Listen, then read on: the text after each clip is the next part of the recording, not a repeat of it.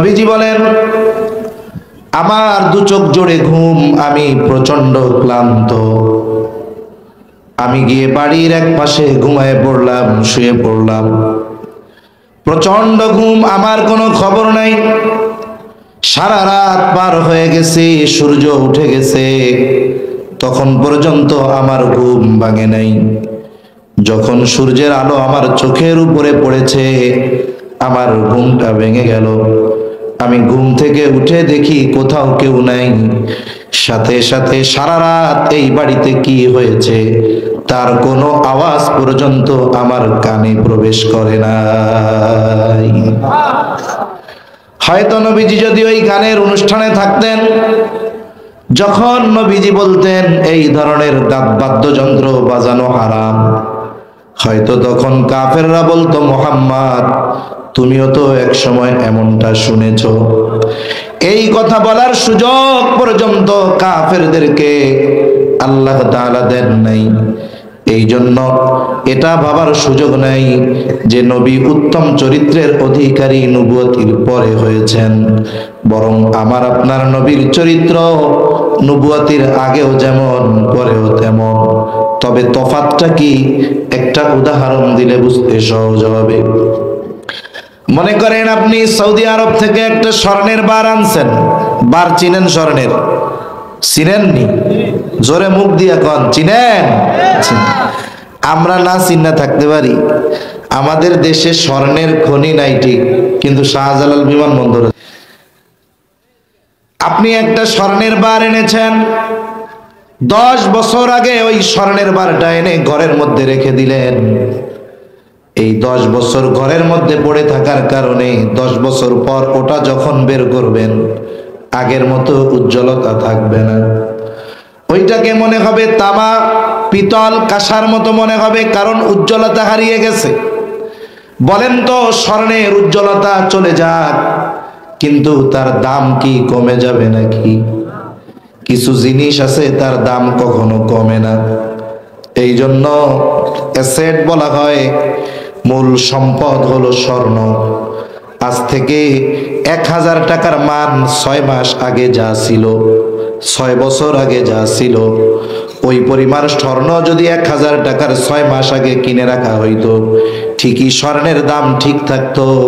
কিন্তু 1000 টাকার মান সময় গেছে আর কমে গেছে, ঠিক কিনা কন? এই জন্য টাকা কাগজের মান কমে, স্বর্ণের মান দাম কমে না। কারণ আন্তর্জাতিক বাজারে মুদ্রার মান নির্ভর করে স্বর্ণের দামের উপরে। এখন এই স্বর্ণ যদিও উজ্জ্বলতা হারিয়ে ফেলেছে, কিন্তু তার দাম কমে যায় নাই। আপনি স্বর্ণকারের কাছে নিয়ে যাবেন, একটু অ্যাসিড পানি দিয়ে পরিষ্কার করে দিলে আবার চকচকা হয়ে যাবে, ঠিক কিনা কন?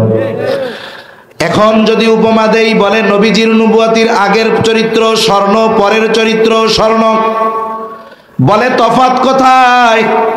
বলে নবুয়তির আগে স্বর্ণের উজ্জ্বলতা কম, কিন্তু দাম কম নয়। বলে নবুয়তির দ্বারা আল্লাহ তাআলা ওই চরিত্রটাকে কুদরতি পানি দিয়া ধৌত করে দিয়েছেন। নবুয়তির পর এই চরিত্রের উজ্জ্বলতা আরো বেড়ে গেছে, যার কারণে নবুয়তির আগে নবীর চরিত্রে মুগ্ধ ছিল শুধু মক্কাবাসী, আর নবুয়তির পর নবীর চরিত্রে মুগ্ধ হয়ে গেছে গোটা বিশ্ববাসী। মা বুইসতু লিউতাম্মিমা মাকারিমাল আখলাক আও কামা ক্বালা an-নাবী সাল্লাল্লাহু আলাইহি ওয়াসাল্লাম। صدق الله العلي العظيم وصدق رسوله النبي الكريم ونحن على ذلك من الشاهدين والشاكرين والحمد لله رب العالمين سبحانك لا علم لنا إلا ما علمتنا إنك أنت আনতাল আলিমুল হাকীম।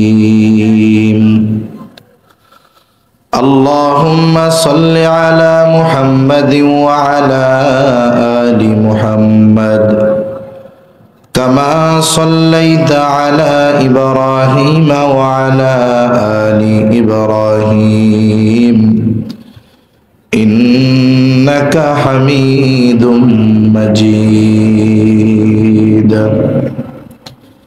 আল্লাহুম্মা বারিক আলা মুহাম্মাদিন ওয়া আলা আলি মুহাম্মাদ কামা বারাকতা আলা ইব্রাহিম ওয়া আলা আলি ইব্রাহিম ইন্নাকা হামিদুম মাজিদ।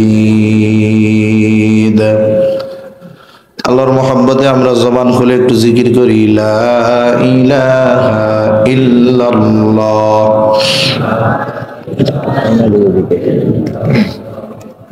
ঠিক আছে। লা ইলাহা ইল্লাল্লাহ, লা ইলাহা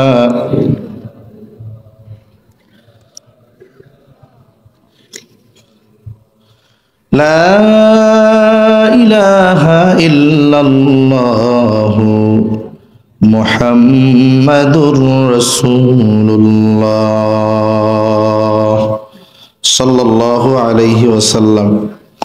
আলহামদুলিল্লাহ, ঐতিহ্যবাহী গাজীপুর সিটির অন্তর্গত বাকরাল আব্দুল হাকিম মাস্টার মদিনাতুল উলুম কওমি মাদ্রাসার হাফেজ ছাত্রদের দস্তরবন্দি উপলক্ষে 2 দিনব্যাপী নবম বার্ষিক ওয়াজ মাহফিল ও ইসলামী সাংস্কৃতিক সন্ধ্যা।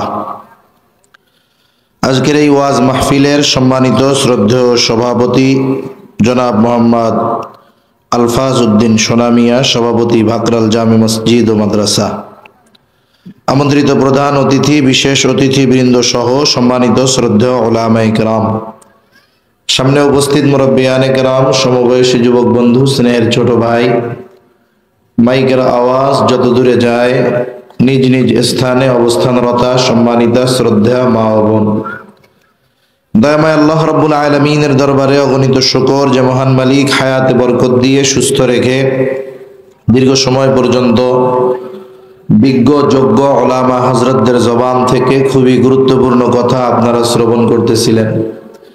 সেই ধারাবাহিকতায় কিছু দ্বীনি কথা মুযাকারা করবার লক্ষ্যে পবিত্র কোরআনুল কারীমের একটি আয়াত ও রাসূল আকরাম সাল্লাল্লাহু আলাইহি ওয়াসাল্লামের অগণিত হাদিস থেকে একটা হাদিস পাঠ করেছি। আল্লাহ তাআলার কাছে তৌফিক চাই, আল্লাহ তাআলা কিছু কথা আমাকে আপনাদের খেদমতে বলার সুযোগ করে দেন, যে কথাগুলো আমাদের সবার দুনিয়া এবং আখিরাতের জন্য কল্যাণকর হয়। সকলে বলি আমিন। সম্মানিত উপস্থিতি, 2 দিনব্যাপী এই আয়োজনের আজকে ওয়াজ মাহফিল, আগামীকাল সাংস্কৃতিক অনুষ্ঠান। যেহেতু শ্রোতা যারা আজকের আগামীকালকের শ্রোতাও তারা, সাথে সাথে হয়তো আরো কিছু ইসলামী সংস্কৃতি প্রেমী ব্যক্তিও আসবে, এজন্য রাত এমনিতেই অনেক, আর এর চেয়েও বেশি রাত করাও ঠিক হবে না। এজন্য আপনাদেরকে আমি বেশি সময় কষ্ট দিব না, কিন্তু অনুরোধ থাকবে এই অল্প সময় একটু ধৈর্যের সাথে বসে কথা শোনা যাবে তো ইনশাআল্লাহ। মনে করেন আপনারা যদি সবাই মিলে আমারে অনুরোধ করেন যে হুজুর এক কাজ করেন, আজকে একটু রাত 3টা পর্যন্ত ওয়াজ করেন, কাজ হবে? আপনারা সবাই বললেও আমি করব না। আবার আমিও যদি আপনাকে আতবাই ধরে কই যে আজকে একটু রাত 3টা পর্যন্ত ওয়াজ করি, আপনারা বলেন হুজুর আপনি করেন, আমরা গেলাম। এজন্য আশা করি সহনীয় একটি সময় আপনাদের সাথে আলোচনা করব। সর্বসাকুল্য আমার ঘড়ির সময় 11টা 27। আমি চেষ্টা করব ইনশাআল্লাহ 1 ঘন্টার মধ্যে আলোচনা শেষ করে দেব ইনশাআল্লাহ। 1 ঘন্টা বসে থাকার মতো ধৈর্য কার নাই একটু আদুজা করেন? সবার আছে আলহামদুলিল্লাহ, আল্লাহ কবুল করুক। সম্মানিত উপস্থিতি, যে আয়াতখানা আপনাদের খেদমতে তিলাওয়াত করেছি আয়াতে কারিমার মধ্যে আল্লাহ সুবহানাহু ওয়া তাআলা মূলত রাসূল আকরাম সাল্লাল্লাহু আলাইহি ওয়াসাল্লামের আদর্শকে সার্বজনীন অনুসরণীয় আদর্শ হিসাবে অভিহিত করেছেন। আদর্শ বড় এক জিনিস। আদর্শহীন, উত্তম চরিত্রহীন একটা জাতি কখনো মাথা উঁচু করে দাঁড়াতে পারে না। এই যে আজকে রাত 12টার পর থেকেই ইংরেজি হিসাবে 16 তারিখ, এই 16 তারিখ আমাদের বিজয় দিবস, লাখো শহীদের আত্মত্যাগের বিনিময়ে পাওয়া এই স্বাধীনতা, এবং এই স্বাধীনতা অর্জনে যারা প্রাণ দিয়েছেন 98% মুসলমান, ঠিক কিনা বলেন? আফসোসের বিষয়, দেখেন, আমরা মুসলিম হিসাবে আমাদের আদর্শ হওয়া উচিত ছিল যে আমরা তাদের এই আত্মত্যাগকে স্মরণ করব এমনভাবে যাতে এই মানুষগুলোর জন্য কল্যাণ হয়, উপকার হয়। কিন্তু অনেক জায়গায় আমরা দেখি যে অমক শহীদের স্মরণে কনসার্ট, গানের অনুষ্ঠান, ইসলামী সাংস্কৃতিক অনুষ্ঠান, এটার প্রয়োজন আছে। কারণ অপসংস্কৃতিকে রুখে দেওয়ার জন্য সুস্থ সংস্কৃতির দরকার আছে না নাই? এজন্য এই ধরনের ইসলামী সঙ্গীত অনুষ্ঠান বলেন, ইসলামী নাশিদ মাহফিল বলেন, এগুলো দরকার। কিন্তু উচিত ছিল কি, আজকে অনেক জায়গায় মাইকে দেখতেছি অলরেডি গান বাজা শুরু হয়ে গেছে শহীদদের স্মরণে। এই যে মানুষগুলো গান বাজাবে, এর দ্বারা বলেন তো একজন শহীদেরও ন্যূনতম কোনো উপকার হবে? মুসলিম হিসাবে আমাদের দরকার ছিল রাষ্ট্রীয়ভাবে এই ঘোষণা করা যে প্রত্যেকটা মসজিদে, মাদ্রাসায় যাদের আত্মত্যাগের বিনিময়ে আজকে আমরা স্বাধীনতা পেয়েছি, যারা মুসলমান জীবন দিয়েছে, পুরুষ, নারী, শিশু, বৃদ্ধ, তাদের জন্য আল্লাহ তাআলার কাছে দোয়া করা যে আল্লাহ, যদি তাদের কোনো ভুল ভ্রান্তি থেকেও থাকে মাফ করে আপনি তাদের এই আত্মত্যাগকে কবুল আর মঞ্জুর করে নেন। 3 বার সূরা ইখলাস পড়া যদি তাদের জন্য দোয়া করা হইতো, যে ফায়দা হইতো। আর এত অর্থ ব্যয় করে ফায়দার তো প্রশ্নই আসে না, বরং দেখা যাবে আরো গুনাহ হবে, ঠিক কিনা বলেন? এই জন্য আমাদের বোঝা উচিত যে কার কোনটাতে উপকার বেশি। অন্যরা যা করে করুক, আমরা আমাদের শহীদ ভাইদের জন্য দোয়া করি। ইমানদার শহীদ যারা, আল্লাহ তাআলা এদেরকে শাহাদাতের মর্যাদা দান করুক, জান্নাতে উচ্চ মাকাম দান করুক। মনে রাখতে হবে, দেশপ্রেম এটা মুখ দিয়া সঙ্গীত, জাতীয় সঙ্গীত গাইলেই হয় না। দেশপ্রেম, অনেক দুর্নীতিবাজ, চিটিংবাজ, রাষ্ট্রের টাকা মেরে খাওয়া জালেম শহীদ মিনারে ফুল দিয়ে আসে, নিজেদেরকে দেখায় যে আমরা বড় দেশপ্রেমিক, কিন্তু এইগুলাই দেশকে ধ্বংসের মূল কারিগর, ঠিক কিনা বলেন? মনে রাখতে হবে, এই দেশপ্রেমিক যেগুলো, মনে রাখবেন, যেই ব্যক্তির দেশের বাইরে কোনো স্থাপনা আছে, টাকা পয়সা আছে, সিটিজেনশিপ আছে, বাংলাদেশের বাইরে অন্য দেশে, বুঝবেন এগুলা সব বাটপার। এগুলো সব কি? জোরে বলেন, জোরে বলেন, এগুলা কি? ও যে দলের লোক হোক, ও যদি অন্য দেশে ওর সিটিজেনশিপ থাকে, অন্য দেশের নাগরিকত্ব তার যদি থাকে, দ্বৈত নাগরিকত্ব যদি থাকে, ওর পোলাপানরে যদি দেশের বাইরে পড়ায়, ওর পোলাপানরে যদি বিনা কারণে ওর পোলাপান দেশের বাইরে এমনি এমনি ঘুরতে যায়, বুঝবেন এগুলো দেশপ্রেমিক না, এগুলো হলো সব বাটপার, চোর, চিটিংবাজ। সেজন্য সজাগ থাকতে হবে আমাদের। দেখ, বলেন তো, এদেশের কোন আলেমের দ্বৈত নাগরিকত্ব আছে? পাবেন খুঁজে? আপনাদের মুহতামিম সাহেবের আছে? কারো নাই। এরা যদি দেশপ্রেমিক হতো তাহলে দেশের কল্যাণের চিন্তা করত। এরা কি করে? দেশের টাকা নিয়ে চুরি কইরা বিদেশে সম্পদের পাহাড় গড়ে, আর দেশে এসে কয় আমরা দেশপ্রেমিক, হুজুররা মৌলবাদী, দেশটা গায়া দিল। সেজন্য প্রকৃত দেশপ্রেমিক কারা? কারা বাস্তবে শহীদদের ভালোবাসে, কারা দেশকে মহব্বত করে, এটা তাদের কর্ম চিন্তাধারার দ্বারাই বাস্তবে নির্ধারণ করার দরকার ছিল, ঠিক কিনা বলেন? তো যাই হোক, আমরা তাদের জন্য দোয়া করব, আল্লাহ তাআলা যেন তাদের ভুলভ্রান্তি ক্ষমা করে তাদেরকে শাহাদাতের মর্যাদা দান করে জান্নাতে উচ্চ মাকাম দান করে। জবান খুলে বলি আমিন। তো সম্মানিত উপস্থিতি, রাসূল আকরাম সাল্লাল্লাহু আলাইহি ওয়াসাল্লামের চারিত্রিক আদর্শ আমাদের জন্য গ্রহণ করা দরকার।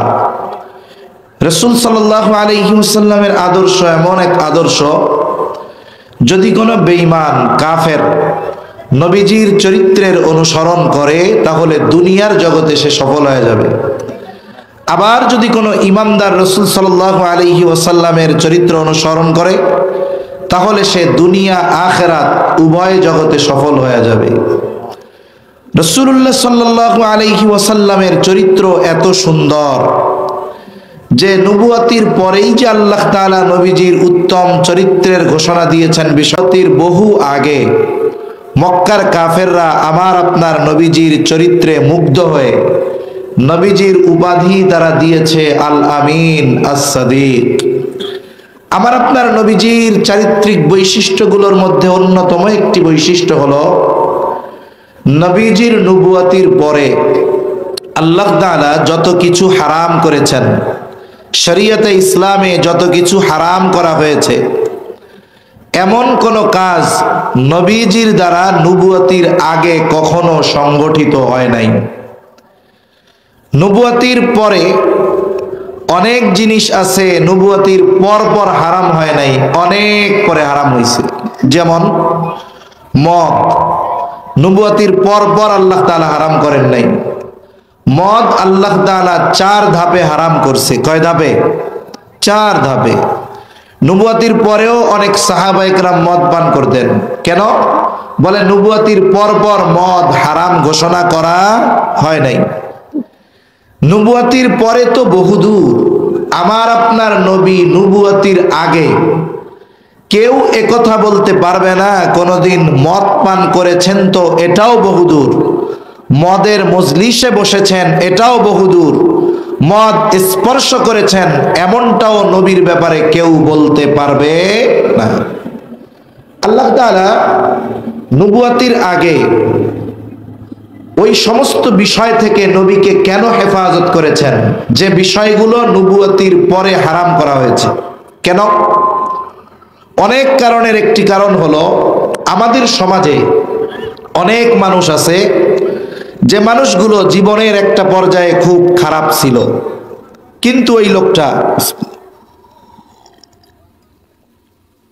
আলহামদুলিল্লাহ দেখা যায় ওই লোকটা দাওয়াত ও তাবলীগে গিয়ে ভালো হয়ে গেছে। হতে পারে কি পারে না? লোকটা এক সময় নামাজ কালাম পড়তো না, মদ পান করতো, যুবক ইফটিজিং করতো, কিন্তু দিলের একটু পরিবর্তন হয়েছে। দাওয়াত ও তাবলীগের মেহনতে সময় লাগাইছে 4 মাস, এখন এমন ভালো হয়েছে যে 4 মাস আগে গেছিল দাড়ি ছাড়া, আসছে লম্বা দাড়ি নিয়া। গেছিল শর্ট জামা গায়ে দিয়া, আসছে লম্বা জামা গায়ে দিয়ে। গেছিল খালি মাথায়, আসছে পাগড়ি লাগায়া। বলেন তো 4 মাস আগে তার যে অবস্থা ছিল 4 মাস পরে সেই অবস্থা থাকবে? 4 মাস আগে সে যেই কাজগুলো করে মজা পাইতো, বলেন তো তাবলীগে 4 মাস সময় দিয়ে আসার পর এই ছেলেটা 4 মাস পরে ওই 4 মাস আগের কাজগুলো কি তার আর ভালো লাগবে? আর ভালো লাগবে না। বরং ওই কাজগুলো যদি কেউকে করতে দেখে তার আরো খারাপ লাগবে। মনে করেন ছেলেটা 4 মাস পরে বাড়িতে আসছে, আসার পরে সে দেখতেছে নামাজের জন্য মসজিদে যায়, মসজিদ দোকান পাড়ি দিয়ে যাইতে হয়। এখন দেখে বাজারে দোকানের মধ্যে যেই দোকানে সে আড্ডা মারতো, বিড়ি সিগারেট খাইতো, বৈশা বৈশা ইফটিজিং করতো, দোকানটার দিকে তাকায় দেখে সব কিছু আছে, শুধু সে নাই। তার দিলের মধ্যে একটা চিন্তা আসছে, আরে কারণ আগে যে কাজ করতে তার ভালো লাগতো, এখন সেই কাজ কাউকে করতে দেখলেও তার ভালো লাগে না। সে মনে মনে চিন্তা করে, আরে এই মানুষগুলোর সাথে জীবনে কত সময় কাটাইলাম, আল্লাহ তাআলার রহমতে আল্লাহ তাআলা আমাকে দ্বীনের পথে চলার সুযোগ যেহেতু দিয়েছেন, আমি একা কেন? এই মানুষগুলোকেও আমি চাই যে এরাও দ্বীনের পথে আসুক, এরাও মসজিদে যাক, নামাজি হোক। এই চিন্তা করে দোকানের সামনে দাঁড়িয়ে ও একটু ওয়াজ শুরু করছে। দোকানের সামনে দাঁড়িয়ে বলতেছে, ভাইয়েরা, বন্ধুরা, চাচারা, আল্লাহ তাআলা এ দুনিয়ায় আমাদেরকে খুব অল্প হায়াত দিয়ে পাঠিয়েছেন। হায়াত অল্প, তবে দাম অনেক বেশি। এই অল্প হায়াত কাজে লাগিয়ে কেউ অনন্তকালের জান্নাতের মালিক হবে, আবার কেউ এই অল্প হায়াতে ভোগবিলাস করে যা মন চায় তা করে জান্নাত হারিয়ে অনন্তকাল জাহান্নামের বাসিন্দা হবে। তা দেখেন, মৃত্যু তো যে কোনো সময় চলে আসতে পারে। আমরা তো ইমানদার, আল্লাহর নাফরমানি না কইরা আসেন, নামাজের সময় হয়েছে, আমরা সবাই নামাজে যাই। কথাগুলো কি ভালো না মন্দ? জোরে বলেন, ভালো না মন্দ? কিন্তু এই ভালো কথা কি সবার কাছে ভালো লাগবে নাকি? দুই গ্রুপ হয়ে যাবে। এক গ্রুপ বলবে হ্যাঁ কথা ঠিক, আর এক গ্রুপ মুখ একটা বেংসি মাইরা বলবে, ওরে বাবা, 2 দিনের বৈরাগী ভাতরে কয় অন্ন, 6 মাস আগে তোমার বিড়ি টানার ঠেলায় টেকা যায় না, আর এখন তুমি বুজুর্গ হইছো। আল্লাহ তোমারে হেদায়েত দিছে, আমাকেও যখন চাইবো তখন হেদায়েত দিব, তুমি তোমার পথ মাপো। এত কথা কইও না। এখন আমরা যা করতেছি 5 মাস আগে তুমিও করছো, তুমি ভালো হইছো, আল্লাহ চাইলে আমরাও ভালো হয়ে যাবো, যাও। এরকম বলার লোক আছে না নাই?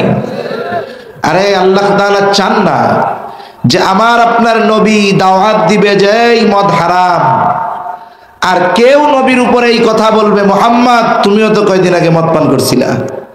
নবী বলবে গান বাদ্য হারাম, বাদ্যযন্ত্র বাজানো যাবে না, কেউ যেন না বলতে পারে তুমিও তো কয়দিন আগে বাদ্যযন্ত্রের মজলিসে বসছিলা।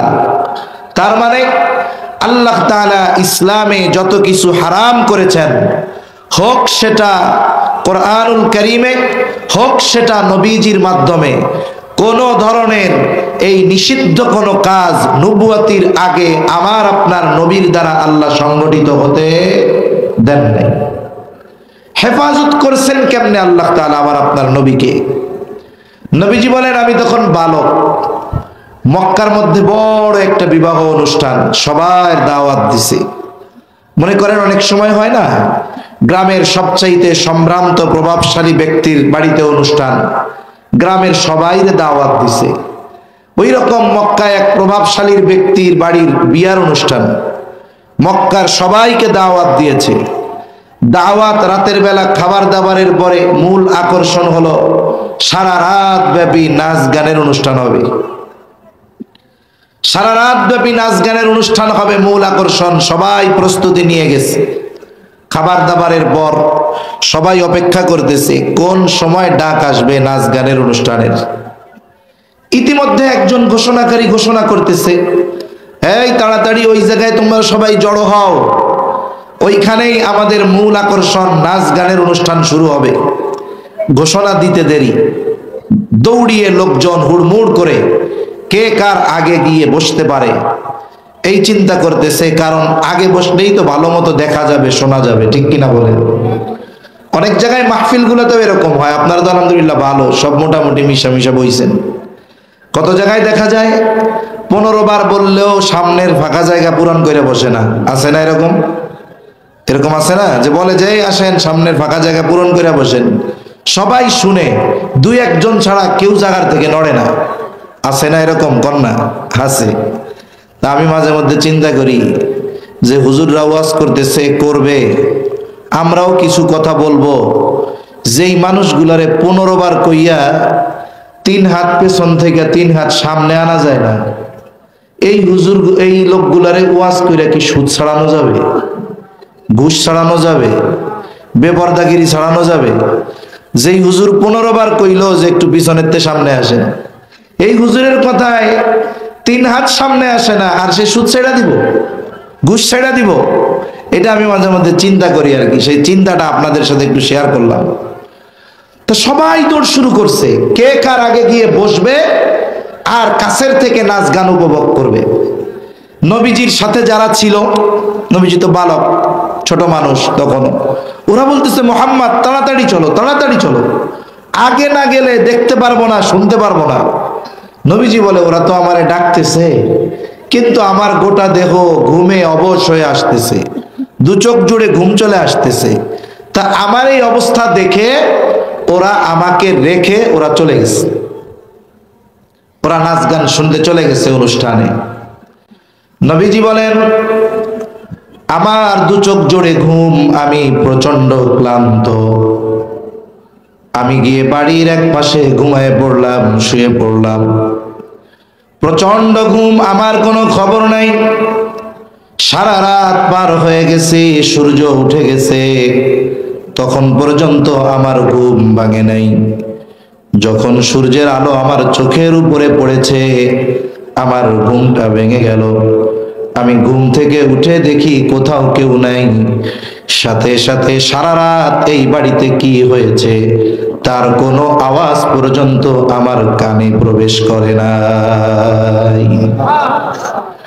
হয়তো নবীজি যদি ওই গানের অনুষ্ঠানে থাকতেন, যখন নবীজি বলতেন এই ধরনের বাদ্যযন্ত্র বাজানো হারাম, হয়তো তখন কাফেররা বলতো, মুহাম্মদ তুমিও তো এক সময় এমনটা শুনেছো।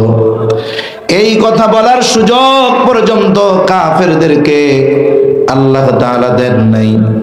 এই জন্য এটা ভাবার সুযোগ নাই যে নবী উত্তম চরিত্রের অধিকারী নবুয়তির পরে হয়েছেন, বরং আমার আপনার নবীর চরিত্র নবুয়তির আগেও যেমন পরেও তেমন। তবে তফাৎটা কি, একটা উদাহরণ দিলে বুঝতে সহজ হবে। মনে করেন আপনি সৌদি আরব থেকে একটা স্বর্ণের বার আনছেন। বার চিনেন? স্বর্ণের চিনেননি? জোরে মুখ দিয়া কন, চিনেন? আমরা না চিন্না থাকতে পারি, আমাদের দেশে স্বর্ণের খনি নাই ঠিক, কিন্তু শাহজালাল বিমানবন্দর। আপনি একটা স্বর্ণের বার এনেছেন, 10 বছর আগে ওই স্বর্ণের বারটা এনে ঘরের মধ্যে রেখে দিলেন। এই 10 বছর ঘরের মধ্যে পড়ে থাকার কারণে 10 বছর পর ওটা যখন বের করবেন, আগের মতো উজ্জ্বলতা থাকবে না। ওইটাকে মনে হবে তামা, পিতল, কাঁসার মতো মনে হবে, কারণ উজ্জ্বলতা হারিয়ে গেছে। বলেন তো, স্বর্ণের উজ্জ্বলতা চলে যাক, কিন্তু তার দাম কি কমে যাবে নাকি? কিছু জিনিস আছে তার দাম কখনো কমে না। এই জন্য অ্যাসেট বলা হয়, মূল সম্পদ হলো স্বর্ণ। আজ থেকে 1000 টাকার মান 6 মাস আগে যা ছিল, 6 বছর আগে যা ছিল, ওই পরিমাণ স্বর্ণ যদি 1000 টাকার 6 মাস আগে কিনে রাখা হইতো, ঠিকই স্বর্ণের দাম ঠিক থাকতো। কিন্তু 1000 টাকার মান সময় গেছে আর কমে গেছে, ঠিক কিনা কন? এই জন্য টাকা কাগজের মান কমে, স্বর্ণের মান দাম কমে না। কারণ আন্তর্জাতিক বাজারে মুদ্রার মান নির্ভর করে স্বর্ণের দামের উপরে। এখন এই স্বর্ণ যদিও উজ্জ্বলতা হারিয়ে ফেলেছে, কিন্তু তার দাম কমে যায় নাই। আপনি স্বর্ণকারের কাছে নিয়ে যাবেন, একটু অ্যাসিড পানি দিয়ে পরিষ্কার করে দিলে আবার চকচকা হয়ে যাবে, ঠিক কিনা কন? এখন যদি উপমা দেই, বলে নবীজির নবুয়তির আগের চরিত্র স্বর্ণ, পরের চরিত্র স্বর্ণ। বলে তফাৎ কোথায়? বলে নবুয়তির আগে স্বর্ণের উজ্জ্বলতা কম, কিন্তু দাম কম নয়। বলে নবুয়তির দ্বারা আল্লাহ তাআলা ওই চরিত্রটাকে কুদরতি পানি দিয়া ধৌত করে দিয়েছেন। নবুয়তির পর এই চরিত্রের উজ্জ্বলতা আরো বেড়ে গেছে, যার কারণে নবুয়তির আগে নবীর চরিত্রে মুগ্ধ ছিল শুধু মক্কাবাসী, আর নবুয়তির পর নবীর চরিত্রে মুগ্ধ হয়ে গেছে গোটা বিশ্ববাসী। জিনিস এক। ভাই ভোকালটা একটু ব্যাস একটু কমায় টোন বাড়াবেন, আওয়াজটা টন টন করবে, আর কিছু লাগবে না। তাহলে নবুয়তির আগে মুগ্ধ ছিল মক্কাবাসী, নবুয়তির পরে মুগ্ধ হইছে বলেন কি বিশ্ববাসী। রাসূলুল্লাহ সাল্লাল্লাহু আলাইহি ওয়াসাল্লামের চরিত্রে মক্কাবাসী কেমন মুগ্ধ হয়েছে? বলে মক্কাবাসী নবুয়তির পর বারবার আমার আপনার নবীকে হত্যার অপচেষ্টা করেছে, কিন্তু কখনো নবীর চরিত্রের ব্যাপারে অপবাদ দেওয়ার দুঃসাহস করতে পারে নাই। মানুষ মানুষের থেকে ঠেকানোর জন্য অপর মানুষকে চরিত্রের ব্যাপারে আঘাত করে বারবার। একটা ভালো মানুষ, জনপ্রিয় মানুষকে হেনস্থ করার জন্য মানুষের চোখে খাটো বানানোর জন্য, ছোট বানানোর জন্য ওই মানুষগুলোর চরিত্রের উপরে আঘাত করা হয়। কারণ একটা মানুষের চারিত্রিক ত্রুটি যদি মানুষ খুঁজে পায়, তাহলে ওই মানুষের উপর থেকে অন্যান্য মানুষের ভালোবাসা মহব্বত কমে যেতে থাকে। মক্কার কাফেররা মানুষদেরকে নবীর থেকে ঠেকানোর জন্য নবীজির চারিত্রিক ব্যাপারে কখনো অপবাদ দেওয়ার দুঃসাহস করতে পারে নাই, বরং নবীর থেকে মানুষদেরকে ঠেকানোর জন্য তারা নবীজির ব্যাপারে 4টি শব্দ বেশি ব্যবহার করত। কয়টা শব্দ? জোরে বলেন না, কয়টা শব্দ? আপনাদের কি কোনো সমস্যা কথা বলতে? একটু তাকবীর দেন, নারায়ে তাকবীর। এই আওয়াজটা বাড়ান আরো, নারায়ে তাকবীর। একটু জবাব দিবেন। আপনাদেরকে তো আমি এমন কিছু জিজ্ঞাসা করব না যেটা জানেন না। আমিও এত বলদ না যে একজনরে দাঁড়া করে কমু যে ভাই দাঁড়াইয়া নামাজ ভাঙার 19টা কারণ কন্ত। আপনারা জিজ্ঞাসা কইরা আপনার চাইতে আমি বেশি লজ্জায় পড়তে পারি। এজন্য জিজ্ঞাসা তো ওইটাই করব যেটা আপনাদের একবার বলছি। এখন আবার বলতে পারেন হুজুর যেটা বললেন সেটা আবার জিজ্ঞাসা করার দরকার কি? জিজ্ঞাসা করতে এই কারণে করব যে আপনারা অ্যাটেনশন আছেন কিনা, আপনাদের মনোযোগ আছে কিনা এটা দেখার জন্য। কিন্তু আপনারা যদি মুখ বন্ধ করে বসে থাকেন, কোন জেলার মানুষের মতো কইলাম না, বাংলাদেশে অনেক জেলা আছে যেসব জায়গায় ওয়াজ করতে গেলে মানুষজন অনেক, কিন্তু মনে হবে গোরস্থানে ওয়াজ করতেছি, কথাই কইতে চায় না, এইরকম বইয়া থাকে।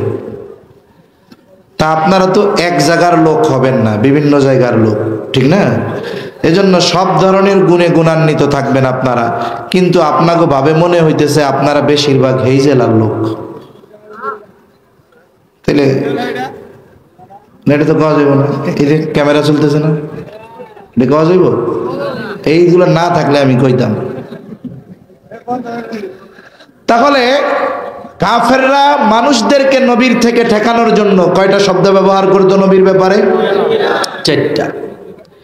নবীজি নবুয়ত পাওয়ার পরে গোপনে দাওয়াত দিয়েছেন 3 বছর। কয় বছর? 3 বছর।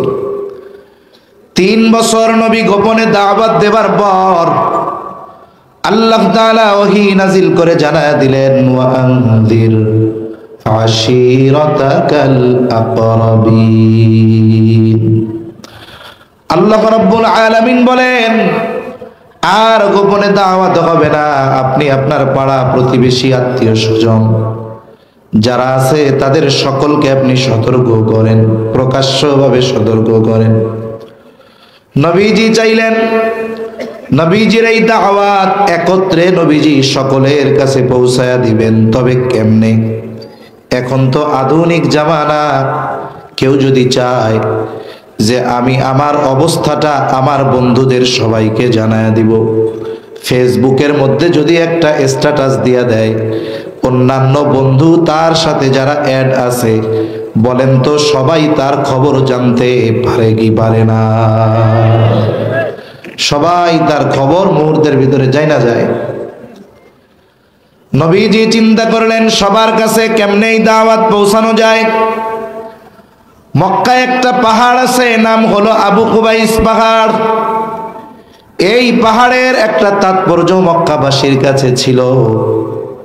যদি কোনো ব্যক্তি, হোক সে আরবি হোক সে অনারবি, হোক সে দরিদ্র হোক সে ধনী, হোক বা পরিচিত হোক অপরিচিত, যে কোনো ব্যক্তি যদি ওই আবু কুবাইস পাহাড়ের উপরে উঠে মক্কাবাসীর কাছে কোনো বিষয়ে সাহায্য চাইতো, মক্কাবাসী ব্যক্তির দিকে খেয়াল না করে ওই পাহাড়ের উপরে যেই উঠে সাহায্য চাইতো, মক্কাবাসী তার সাহায্যার্থে ছুটে আসতো, তার ডাকে তার কাছে ছুটে আসতো।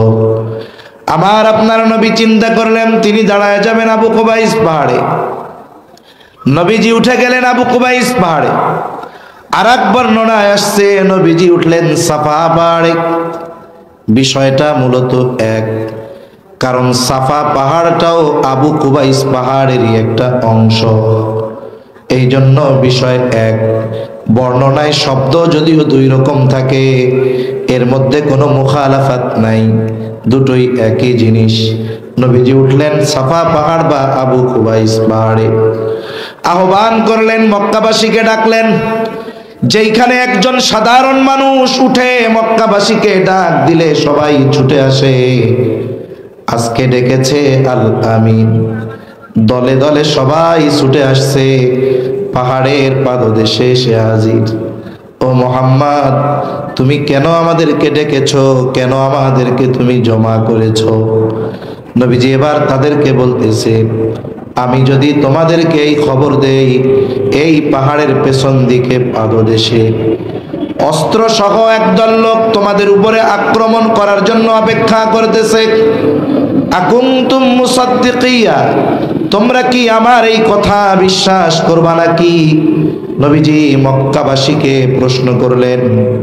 নবীজির এই কথার জবাবে উপস্থিত সকলে সমস্বরে জবাব দিল, মুহাম্মদ, কেন বিশ্বাস করব না? কারণ ইতিপূর্বে তুমি সর্বদাই সত্য কথা বলেছ। তুমি ইতিপূর্বে তোমাকে কখনো আমরা মিথ্যাবাদী পাই নাই। তোমার এই গোটা 43 বছরে তুমি কোনোদিন মিথ্যা কথা বলো নাই, তুমি সত্য কথাই বলছো। আর আজকে যা বলতেছো এটা মিথ্যা হইতে পারে? একটা জিনিস চিন্তা করেন, একটা মানুষ, তার ব্যাপারে তার পরিচিত মানুষরা সাক্ষ্য দিচ্ছে যে গোটা 43 বছরে তুমি একটা মিথ্যা কথা বলো নাই। আমি মুখ দিয়ে বললাম, আমার জন্য বলতে কষ্ট লাগে নাই। আমরা শুনলাম, শুনতে কষ্ট লাগে নাই। কিন্তু এই হায়াতের একটা দিন, দুইটা দিন পরিপূর্ণভাবে মিথ্যা থেকে বেঁচে থাকা আমাদের জন্য অনেক কঠিন, ঠিক কিনা বলো? রাসূলুল্লাহ সাল্লাল্লাহু আলাইহি ওয়াসাল্লাম এবার প্রকাশ্যে দাওয়াত শুরু হয়ে গেল। জাহেলিয়াতের সময়, ওই সময়ও প্রতি বছর হজ অনুষ্ঠিত হইত।